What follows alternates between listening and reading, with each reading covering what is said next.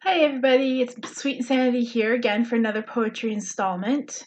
Today I have three poems. Two were written in February 2016 in honor of Black History Month, and the second one I'll explain when I get to it. The Dream. When I was in grade 5, I wrote a speech about Martin Luther King Jr. I don't even know how I knew who he was, which is peculiar. Maybe the seed was planted by my mother as she was so inclined, speaking to my young and social justice focused mind. So, what does an 11-year-old say in such a speech? I covered basic facts, grasping on to the concepts within my reach. I didn't have Google or Wikipedia to rely on. I had an encyclopedia and a book which I did come upon. I talked about his early years and about his ambition. All I knew is that people, sorry, at the time I didn't really understand abolition. All I knew is that people should be equal and free. It just seemed to make perfect sense to me. I was inspired by the speech around I Have a Dream. I used it as a platform for my theme. I did my best to explain segregation. I also taught my peers about discrimination. I talked about the injustices of it all, while I wondered why Americans had such gall to persecute people based on the color of their skin. I don't understand because I always fit in. I was intrigued by King's mention of whirlwinds of revolt. Something in my mind seemed to unbolt. I was intrigued by his call for nonviolence, while at the same time he's not resorting to silence. I was impressed with his messages of faith and hope, two messengers of freedom that I could grope.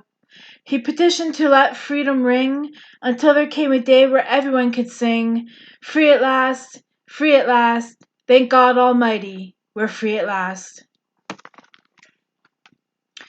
This next piece is called Walking with a Good Mind, and I wrote it as part of my final assignment in my course that I was taking called Good Mind course.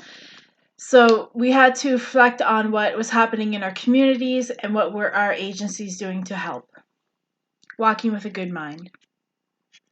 Oh, sorry. Content warning for substance abuse and neglect of children. What is happening in my community today? I can't respond in just one way. First things first, let's deal with the trauma, something which creates so much drama. We have parents neglecting to care for their own. If a youth comes out, their parents disown. We have children who are starving with nothing to eat. We see young girls working the street. Addictions and substance abuse have ruined many a family. Shock and self-blame become a reality. Criminal behavior is on the rise. Trauma responses tend to disguise both self-hatred and shame, with repeated self-destructive behaviors to blame. But don't worry, it's not all so bleak. Change is occurring week by week. People are embracing a healthy lifestyle, taking stock of themselves all the while. People are using the medicine wheel as a guide for how to heal. Parents are taking classes to learn how to be. Our youth are saying, I'm proud to be me. The community is looking out for the little one's welfare. People are starting to care about others and themselves while substances are put upon the shelves. Putting away the bottles, putting away the pills, slowly curing our social ills. People are held accountable for their criminal ways, reducing the number of people incarcerated nowadays.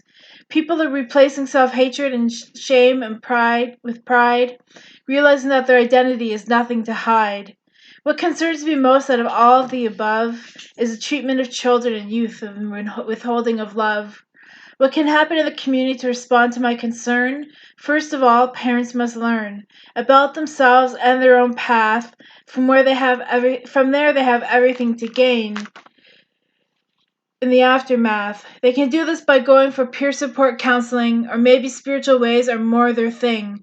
There are sweat lodges and circles and elders who heal. Friendship centers, workers help to teach how to deal with the reality of life and all of its ways, striving all the while for better days. We must also tend to the children and our youth. Our patience and guidance will show us the truth, that our people are able and so worth it.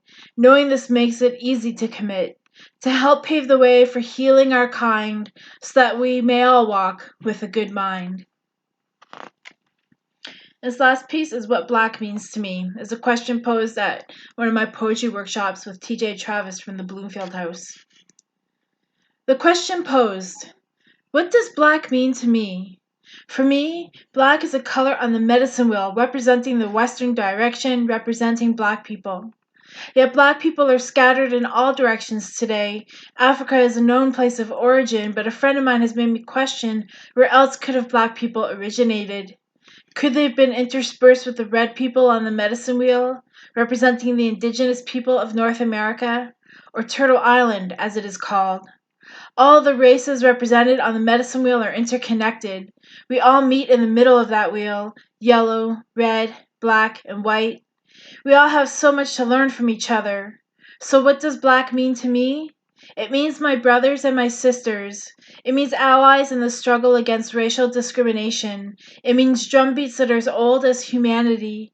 It means a history full of courageous people willing to take a stand. It means positive role models for our world's youth. It means having hope in the face of opposition. And so much more. Yes, that's what black means to me. Have a good day, everyone.